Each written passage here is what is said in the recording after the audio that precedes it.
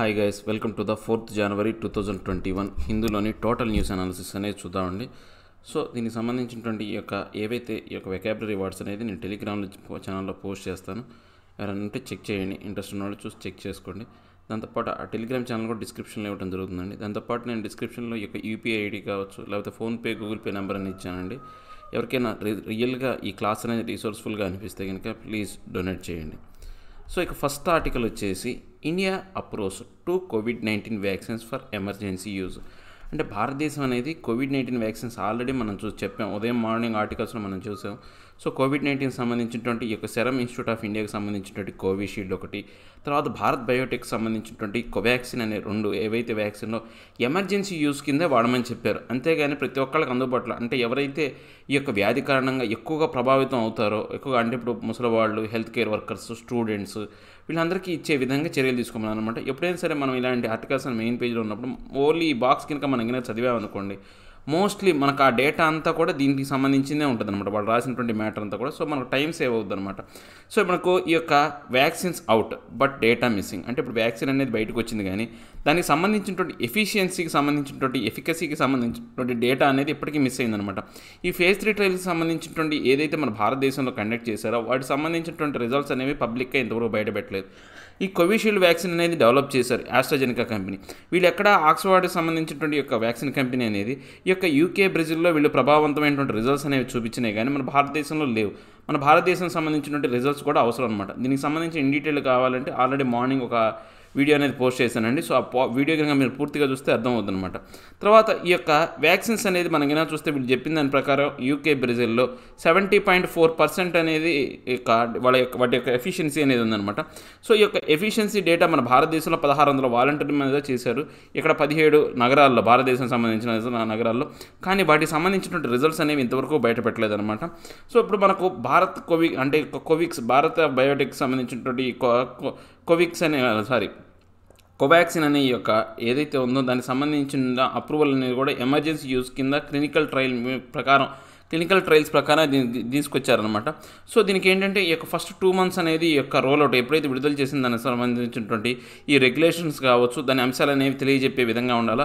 Trial 1, trial 2 vaccines అనేవి conduct చేయడం అనేది జరిగింది. 800 వాలంటీర్ల మీద వీళ్ళు సేఫ్టీకి సంబంధించినటువంటి, ఇమ్యూనాలజీకి సంబంధించినటువంటి ఆపరేషన్ అనేది జరిగిందని దానికి సంబంధించినటువంటి రిజల్ట్స్ మాత్రం బయటపెట్టలేదన్నమాట.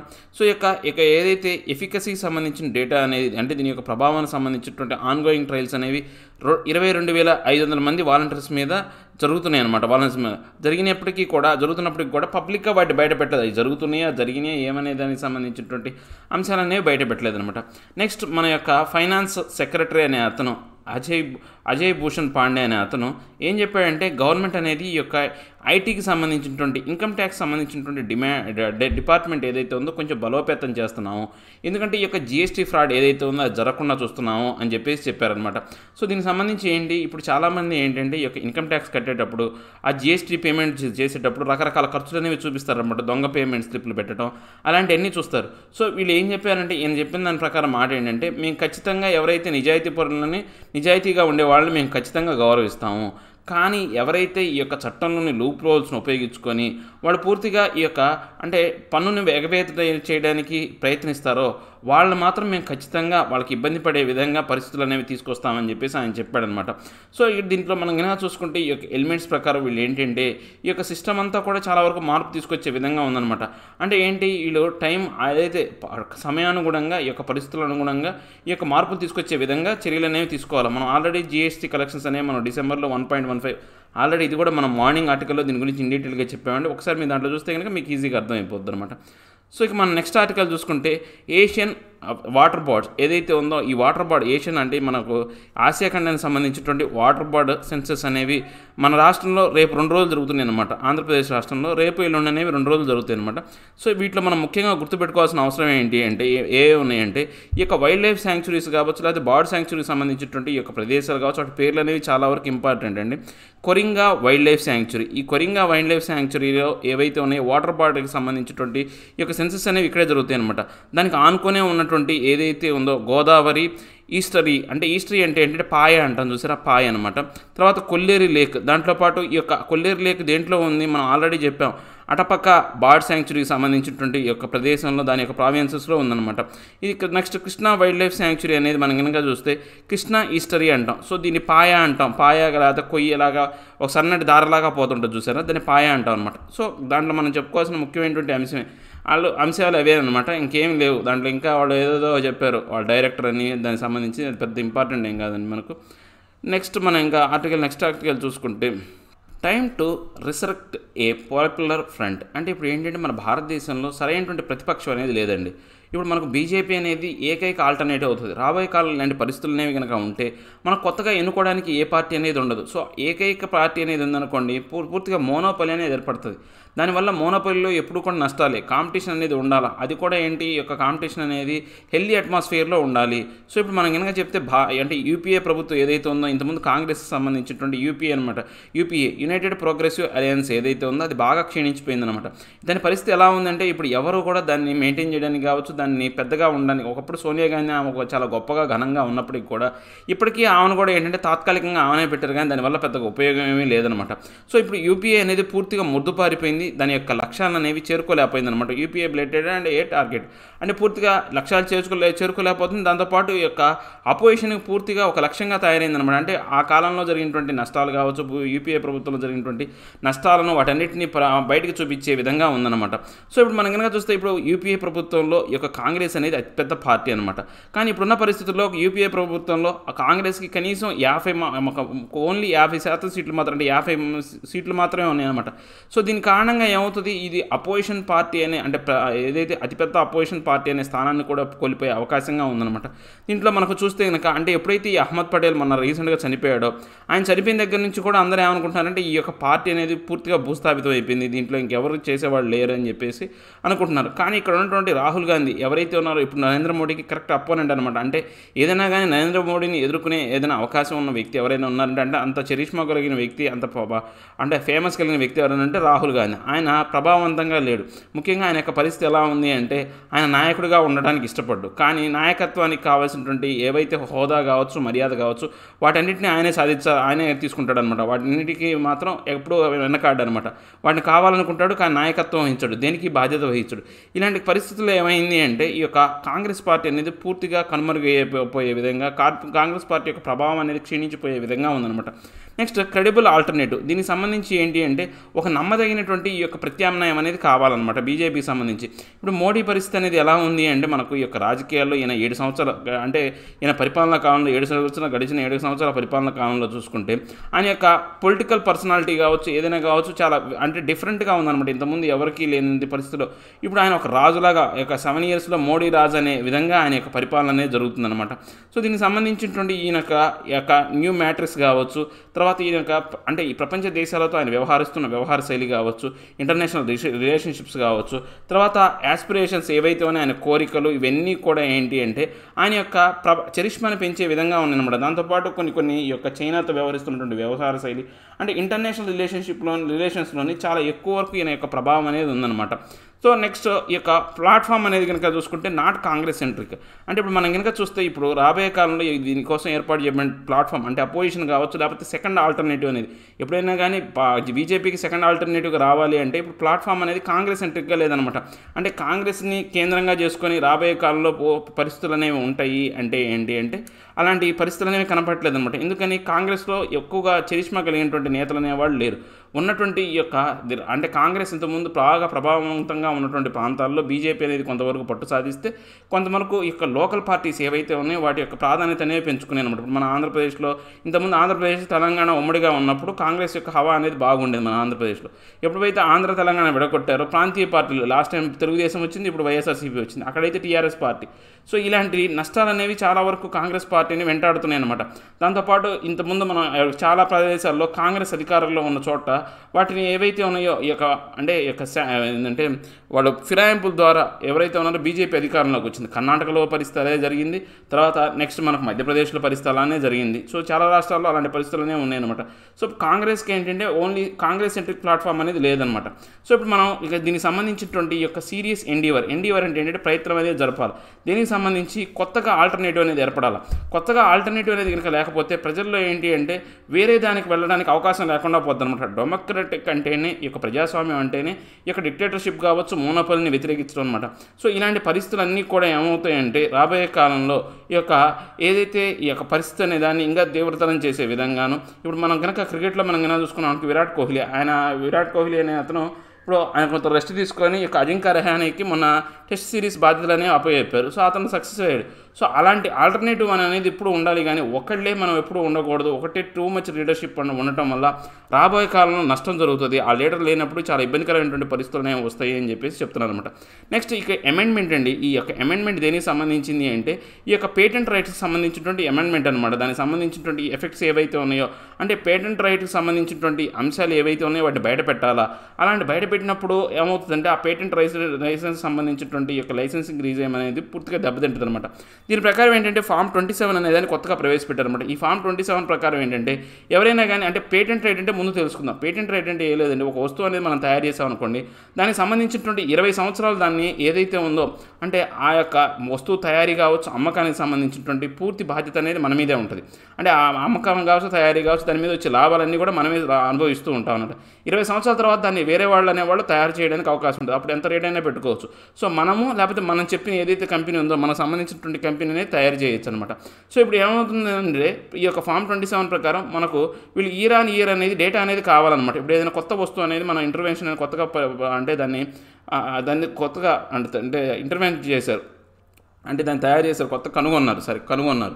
సో అప్పుడు కనుగొంటే ఏమవుతుంది, ఆ కనుగొన్న తర్వాత ఏం చేస్తారు, ఆ వస్తువు అనేది దాన్ని తయారు చేయాలి. ఫస్ట్ వీళ్ళు ప్రతి సంవత్సరం వాళ్ళు ఏం చేస్తారంటే మీరు కనుగొన్న వస్తువు ప్రకారం మీరు ఎంతవరకు దీని మీద ప్రభావవంతంగా ఈ యొక్క ప్రోడక్ట్ అనేది రిలీజ్ చేశారు, ఎంతమంది ప్రజలు దీన్ని వాడారు, దానివల్ల మీకు ఎంత లాభం జరిగింది, ప్రజలకు ఎంతవరకు ఉపయోగపడింది అనే ఒక డేటా అనేది తీసుకుంటున్నారన్నమాట. ఈ డేటా అనేది తీసుకోవడం వల్ల ఏమవుతుంది అంటే ఇక్కడ సమస్య ఏంటంటే అలా కనుక డేటా అనేది ఎఫెక్టివ్గా ఇవ్వలేకపోయారనుకోండి, సో వాళ్ళ పేటెంట్ రైట్లు అనే వాటికి కొంతవరకు అంటే ఆ డేటా అనేది బయటికి పోయిందనుకోండి, సో దాని కారణంగా ఏమవుతుంది, వేరే దేశాలు కావచ్చు, కంపెనీలు కావచ్చు, ఏమైతే క్లెయిమ్ చేయొచ్చు అనమాట. సో వాళ్ళ దగ్గర ఆ యొక్క టెక్నాలజీ ఉంది కాబట్టి ప్రజలకు అందించలేకపోతున్నారు. సో ప్రజా ప్రయోజనాల దృష్ట్యా మాకు ఆ యొక్క టెక్నాలజీ కనుక మాకు ఇచ్చే బాధ్యత కనుక ఇచ్చినట్లయితే కనుక మేము దాన్ని అందరికీ అందుబాటులో తీసుకొచ్చే విధంగా చర్యలు తీసుకొస్తాము అని చెప్తున్నారు. సో దీనివల్ల ఎవరైతే కనిపెడతారో వాడు కనుమరుగైపోతాడనమాట.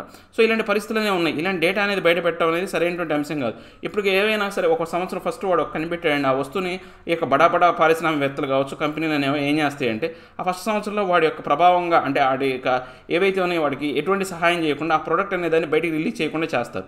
ఎందుకని, నెక్స్ట్ ఆ పేటెంట్ రైట్లనే వాళ్ళు సాధించడం కోసం ఏదైతే ఉందో గవర్నమెంట్ దగ్గర నుంచి సాధించడం కోసం.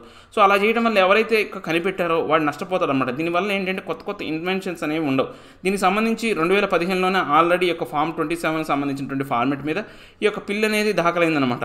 సో దానికి సంబంధించి ఇలాంటి అంశాలు ఏవైతే ఉన్నాయో వీటి విధానాలు అనేవి బయట పెట్టకూడదు, అంటే ఇలాంటి లెక్కలు అనేవి బయట చెప్పకూడదు. సో ఎవరైతే ప్రభావవంతంగా చేస్తున్నారో వాళ్ళకి అవకాశం కలిగించే విధంగా ఉండాలా. సో మనకు ఈ యొక్క దాని యొక్క ప్రభావం అనేది రాబోయే కాలంలో ఏంటంటే కొత్త ఏవైతే ఆవిష్కరణలు అనేవి జరగకుండా తయారవుతాయి అని చెప్పేసి చెప్తున్నారనమాట. So impact on public interest, ఈ పబ్లిక్ ఇంట్రెస్ట్ మీద యొక్క చాలా వరకు దీని యొక్క ప్రభావం అనేది పడుతూ ఉంటుంది. గవర్నమెంట్ అనేది ఈ యొక్క అంశాన్ని దృష్టిలో పెట్టుకొని ఇలాంటి వాటిని తిరిగి పునరుద్ధరణ అంటే ఈ యొక్క అమెండ్మెంట్ మార్చి పిల్లు ఏదైతే ఉందో దానికి వ్యతిరేకంగా అంటే దానికి అనుకూలంగా ఆ పిల్లికి అనుకూలంగా ఈ యొక్క చట్టాన్ని మార్పులు తీసుకురావాలని చెప్తున్నాను అనమాట. సో ఈ 2 ఆర్టికల్స్ అండి. తర్వాత ఈ టార్టాయిస్ రికవరీ ఒకటి, తర్వాత మనం చెప్పినటువంటి పైన ఫస్ట్ ఆర్టికల్ హర్రీడ్ గ్యాంబిల్ ఏదైతే ఉందో అవి మార్నింగ్ అనేది వీడియో చెప్పానండి, ఒకసారి మీరు చూడండి. మీకు ఒకసారి అది చూస్తే కనుక మీకు ఈజీగా ఇంకా మంచి నాలెడ్జ్ అనేది ఉంటుంది అనమాట. సో ఇక మనం నెక్స్ట్ చూసుకుంటే don't ignore the women farmers. అంటే ఇప్పుడు మనం అంటే ప్రపంచ దేశాల్లో మగ ఆడ అనేవి 2 సమానమైనటువంటి ప్రాధాన్యతలు కలిగినటువంటి ఒక మనుషుల్లో ఉన్నటువంటి జాతులు అనమాట. ఆడ మగ 2 జాతులు అని చెప్పాలి, కరెక్ట్ చెప్పాలంటే ఈ హిందూ ముస్లిం అనుకోండి చెప్పాలంటే 2 జాతులు. ఈ 2 జాతుల్లో కూడా వివక్షత అనమాట. అంటే మనం కనుక చూస్తే ఉమెన్కి ఫార్మర్స్కి ఎంత తక్కువ ప్రాధాన్యత, అసలు ఫార్మర్స్కి ఇచ్చే ప్రాధాన్యత తక్కువ అనుకుంటే దాంట్లో ఆడవాళ్ళ యొక్క ప్రభావం అనేది చాలా తక్కువగా ఉందన్నమాట. దీనికి సంబంధించినటువంటి ఈ యొక్క జెండర్ గ్యాప్ కావచ్చు అగ్రికల్చర్ సెక్టర్లోనే చాలా ఎక్కువగా ఉందన్నమాట. సో ఈ యొక్క ఎమినెంట్ అంటే గొప్పవాడైనటువంటి అగ్రికల్చరల్ సైంటిస్ట్లో గొప్పవాడైనటువంటి ఎంఎస్ స్వామినాథన్ ఆయన ఒకసారి చెప్పాడనమాట. ఆయన మాటల సందర్భంలో చెప్పుకుంటూ వస్తూ అసలు ఫస్ట్ వ్యవసాయాన్ని మొదలుపెట్టింది ఎవరు అనే క్వశ్చన్ వచ్చింది. ఫస్ట్ వ్యవసాయాన్ని మొదలుపెట్టింది ఆడా మగ అంటే ఆయన చెప్పిన సమాధానం ఏంటంటే ఆడవాళ్లే. ఎందుకంటే మగవాళ్ళందరూ కూడా అప్పట్లో ఏంటంటే వేటాటంలో బిజీగా ఉండేవాళ్ళు అనమాట, హంటింగ్లో బిజీగా ఉండేవాళ్ళు. ఇంట్లో ఉంటున్న వాళ్ళు ఏం చేసేవాళ్ళు అంటే ఈ యొక్క ఫార్మింగ్కి వాళ్ళ దగ్గరలో ఉన్నటువంటి వాళ్ళకు పరిసర ప్రాంతాల్లో ఉన్నటువంటి ఈ యొక్క నేలలో పంటలు పండించడం, దేనికి సంబంధించి ముఖ్యంగా ఫుడ్కి, ఫీడ్కి, ఫోడర్కి, ఏదైతే అంటే పశువులకి వాళ్ళు తినే ఆహారానికి, తర్వాత ఇంకా ఏవైతే ఉన్నాయో వంట చెరుకు కావచ్చు, ఫ్యూయల్కి కలప, అదే వంట చెరుకు అంటే ఫ్యూయల్ కలప, తర్వాత ఫైబర్ ఏదైతే ఉందో ఈ యొక్క తాళ్ళు వాటికి సంబంధించినటువంటి అంశాల కోసం వాళ్ళే ఫస్ట్ వ్యవసాయం అనేది మొదలుపెట్టారనమాట. సో ఇప్పుడు మనకు మిస్కాన్సెప్షన్ ఏమైంది అంటే, ఇప్పుడు మనం ఏమైనా చూస్తే మన భారతదేశ జనాభాలో మొత్తం ఈ యొక్క అగ్రికల్చర్లో 73.2% మంది రూరల్ ఉమెన్ అనేవాళ్ళు దీని మీద అంటే ఈ యొక్క ఉన్న జనాభాలో 73.2% ఆడవాళ్ళు అనేవాళ్ళు అగ్రికల్చర్ మీద ఆధారపడి పనిచేస్తున్నారు. కానీ వాళ్ళకు ఉన్నటువంటి ఈ యొక్క నేల అనేది కనుక చూసుకుంటే 12.8% మాత్రమే వాళ్ళ పేర్ల మీద నేల అనేది ఉంది. భూమి అనేది ఎక్కువగా కూడా రైతుకు సంబంధించినటువంటి నేల అంతా కూడా మగవాళ్ళ పేరు మీద ఉంటుంది. కేవలం 12.8% మాత్రం ల్యాండ్ ఓనర్స్ అనేవాళ్ళు ఆడవాళ్ళు ఉన్నారన్నమాట.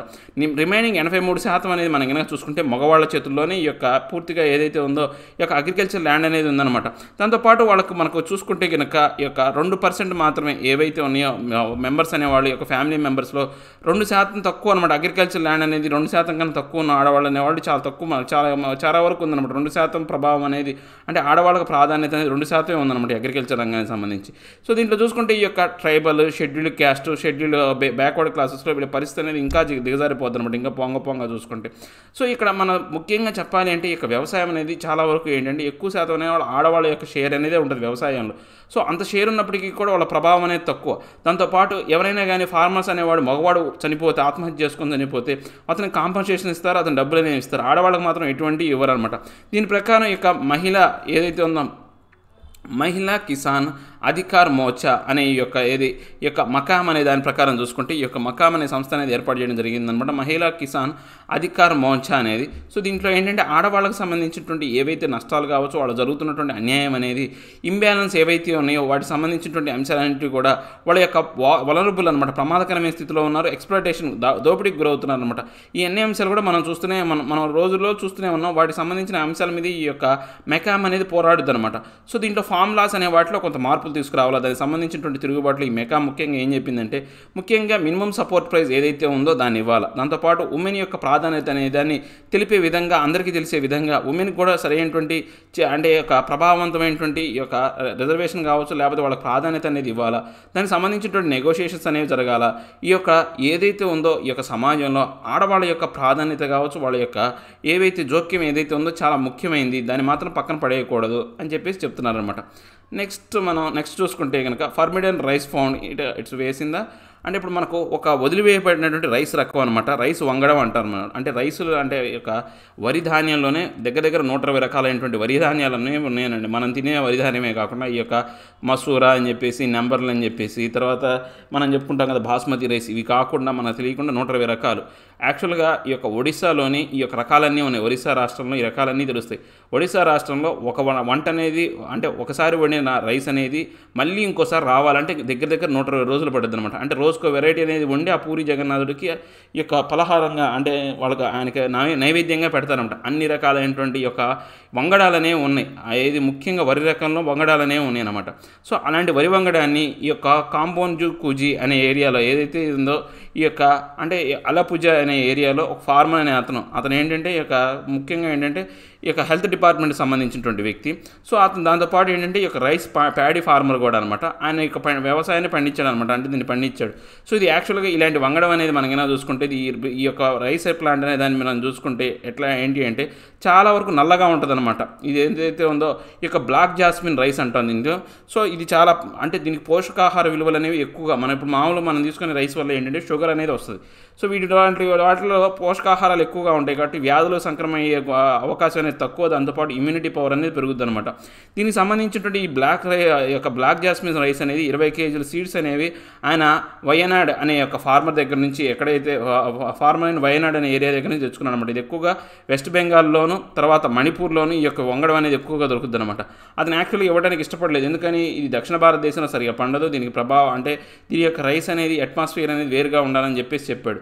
సో ఈయన ఏం చేశాడు, ఈ పంట పండించడానికి ముందు ఈ యొక్క రైస్ అనేది బాగా నానబెట్టాడు అనమాట. అంటే అది మొలకెత్తే వరకు కూడా నానబెట్టి మొలకెత్తిన తర్వాత నేలలో నాటాడు అనమాట. సో దానివల్ల ఏంటంటే ఇప్పుడు ఆయన మంచిగా మంచి దిగుబడి అనేది వచ్చిందనమాట. సో ఈ మన ముఖ్యమైనటువంటి అంశం ఏంటంటే ఈ యొక్క రైస్కి సంబంధించినటువంటి వేరియడ్ అనమాట. బ్లాక్ జాస్మిన్ అనేది వంగడం అనేది దేనికి సంబంధించింది అనే క్వశ్చన్ వస్తుంది అనమాట. రైస్కా వీటికా అని అడుగుతూ ఉంటారు. సో అలాంటి వాటిలో మనకు చాలా ఇంపార్టెంట్ అనమాట. సో మనకు ఈ యొక్క ఎకానమీ అనేది ఫాస్ట్గా రికవరీ అవుతుందని చెప్పేసి చెప్పాడు. ఈయన ఫాస్ట్గా రికవరీ ఇందాకలేమో మనకున్న పైన వచ్చినటువంటి ఆర్టికల్లోనేమో టార్టాయిస్ రికవరీ అన్నాడు. టార్టాయిస్ రికవరీ ఏంటంటే ఇప్పుడు మనం చెప్పాలంటే ఫైనాన్స్ సెక్రటరీ కాబట్టి వాళ్ళు అలానే చెప్పాలి, గవర్నమెంట్ తరపున కాబట్టి వాళ్ళు అలానే చెప్పాలి. యాక్చువల్గా మనకు కోర్ సెక్టార్లో ఏంటంటే 8 కోర్ ఇండస్ట్రీస్ అనేవి చాలా వరకు దెబ్బతిన్నాయి. తర్వాత ఈ మధ్యకాలంలో మనకు ఆశాజనకంగా ఉన్నటువంటి అంశం ఏంటంటే డిసెంబర్లో జీఎస్టీ కలెక్షన్స్ అనేవి చాలా ఎక్కువగా ఉన్నాయి. అది కూడా ఏం చెప్తున్నారు, నవంబర్ నెలలో ఈ యొక్క పండగ సీజన్ అనేది ఉండటం వల్ల జీఎస్టీ కలెక్షన్ అనేవి ప్రభావవంతంగా ఉన్నాయని చెప్పేసి చెప్తున్నారనమాట. సో ఇక మనం నెక్స్ట్ పేజ్లో మనం ఏమైనా చూసుకుంటే నెక్స్ట్ మన భారతదేశానికి సంబంధించినటువంటి ఈ యొక్క సిటిజన్షిప్ అమెండ్మెంట్ యాక్ట్ సంబంధించినటువంటి ఈ యొక్క ప్రమాదం అనేది ఇంకా ఉందని చెప్పేసి ఈ యొక్క హిందూకు సంబంధించినటువంటి ఎవరైతే ఉన్నారో ఈయన హిందూ గ్రూప్ ఆఫ్ పబ్లికేషన్ సంబంధించినటువంటి ఫార్మర్ ఎడిటర్ అనమాట, ఎడిటర్ ఇన్ చీఫ్ అనమాట. ఇప్పుడు ఏంటి ఈ యొక్క డైరెక్టర్ అనమాట హిందూ గ్రూప్ ఆఫ్ పబ్లికేషన్ సంబంధించి. సో హిందూలో ఇలాంటి ఆర్టికల్ అనేది రావడానికి కారణం ఇతనే అనమాట. సో ఇండియా అనేది ఈ యొక్క సిటిజన్షిప్ అమెండ్మెంట్ యాక్ట్కి సంబంధించినటువంటి రిస్క్ అనేది ఇంకా ఉంది. యాక్చువల్గా సిటిజన్షిప్ అమెండ్మెంట్ యాక్ట్ ఇప్పుడు మనకు ఫార్మర్కి సంబంధించినటువంటి ఈ యొక్క ఉద్యమం అనేది జరుగుతుంది. ఇంతకుముందు ఫార్మర్ల ఉద్యమం రాకముందు, కోవిడ్-19 రాకముందుకు మనకు సిఏఏకి సంబంధించి లాస్ట్ ఇయర్ ఇదే దగ్గర ఈ టైంలో కనుకుంటే ఈ సిఏఏ చట్టానికి సంబంధించి విపరీతమైనటువంటి ఆందోళనకరమైనటువంటి అంశాలు అనేవి ఉన్నాయన్నమాట సిటిజన్షిప్ అమెండ్మెంట్ యాక్ట్కి సంబంధించి. అవి ఎందుకు దెబ్బతిన్నాయి అంటే కోవిడ్-19 కారణంగా దెబ్బతిన్నాయి అనమాట. కోవిడ్-19 కారణంగా దెబ్బతిన్నాయి కానీ దాని యొక్క ప్రభావం అనేది ఇంకా కోల్పోలేదు, దాని నుంచి ప్రమాదం అనేది ఇంకా ఉందని మిస్టర్ రామ్ అనే అతను, ఎవరితను డైరెక్టర్ ఆఫ్ హిందూ పబ్లికేషన్స్ అనమాట, ఈ యొక్క హిందూ గ్రూప్ ఆఫ్ పబ్లికేషన్ సంబంధించినటువంటి డైరెక్టర్ అనమాట ఈయన. సో ఆయన చెప్పాడు, ఈయన ఒక జూమ్ మీటింగ్ అనేది ఈ యొక్క ప్రవాస భారతీయులు ఎవరైతే ఉన్నారో అమెరికా లాంటి దేశాల్లో ఉన్న వాళ్ళతో మాట్లాడాడు అనమాట. సో ఈ యొక్క చట్టం అనేది ఎలా ఉందంటే ఈ సిఏఏ చట్టం అనేది పూర్తిగా రాజ్యాంగానికి వ్యతిరేకం, దాంతోపాటు ఫుల్లీ బయాస్డ్ అనమాట. పూర్తిగా ఏంటి ఈ యొక్క రాజ్యాంగానికి సంబంధించినటువంటి ఏది ఒక కుటుంబం అంటే ఒక మతాన్ని మాత్రమే సపోర్ట్ చేసే విధంగా పక్షపాత చర్య వహించే విధంగా ఈ యొక్క చట్టం ఉందని చెప్పాడు అనమాట. సో ఇప్పుడు మనకు ఆయన కాన్స్టిట్యూషన్ అసెంబ్లీ గురించి మాట్లాడి మిస్టర్ రామ్ అనే అతను ఏం మాట్లాడాడు, ముఖ్యంగా కాన్స్టిట్యూషన్ అసెంబ్లీ గురించి సిటిజన్షిప్ అమెండ్మెంట్ యాక్ట్ సంబంధించినటువంటి ఈ యొక్క లాంటి తప్పులు జరగకూడదని. అప్పుడు జవహర్లాల్ నెహ్రూ కావచ్చు, డాక్టర్ బిఆర్ అంబేద్కర్ కావచ్చు, అలాగే కృష్ణస్వామి అయ్యర్ కావచ్చు, వాళ్ళు సిటిజన్ సంబంధించినటువంటి బేసిక్స్ ఆఫ్ రిలీజియన్ అనే అంశానికి సంబంధించినటువంటి అంశాలు అనేవి చేశారన్నమాట. సో ఇప్పుడు ఈ యొక్క యాంటీ సిఏఏ చట్టానికి వ్యతిరేకంగా మనం ఈ యొక్క చర్యలు అనేవి తీసుకోవాలి, దీనికి సంబంధించినటువంటి వ్యతిరేకత అనేది చూపించాలి అని చెప్పేసి నేను చెప్తున్నాను అనమాట. కలెక్టివ్ ఫెయిల్యూర్ అనమాట. అంటే ఈ యొక్క సిఏఏ చట్టానికి సంబంధించినటువంటి ఈ అంశాలు అనేవి ఎలా ఫెయిల్ అవుతున్నాయి, దీనికి కావాల్సినటువంటి ఈ యొక్క ఏవైతే ఉన్నాయో అంటే ఈ యొక్క చట్టాలని దీని ముందు వచ్చిన చట్టాలన్నీ కూడా నష్టమే అనమాట. ఈ యొక్క ఎన్ఆర్సీ అనమాట, అంటే నేషనల్ రిజిస్టర్ ఆఫ్ సిటిజన్స్ కావచ్చు, ఇవన్నీ కూడా ఈ యొక్క అన్నీ కలుసుకొని ఈ యొక్క చట్టం అనేది నాశనం అవడానికి కారణం ఏంటంటే మన సిఏఏ చట్టంలో ఏంటి హిందువులు, సిక్కులు, బౌద్ధులు, తర్వాత క్రిస్టియన్స్, పార్సీస్, జైన్స్ ఎవరైతే ఈ యొక్క పాకిస్తాన్, ఆఫ్ఘనిస్తాన్లో హింసకు గురవుతున్నారో వాళ్ళకి మాత్రం ఆన్ ది స్పాట్లో, అంటే బంగ్లాదేశ్లో కూడా ఆన్ ది స్పాట్లో వాళ్ళకి ఏవైతే ఉన్నాయో వాళ్ళకి సిటిజన్షిప్ ఇస్తామని చెప్పేసి చెప్పారనమాట. అంటే అక్కడ హింసకు గురవుతున్నారు కాబట్టి వాళ్ళు పిలుస్తున్నారు.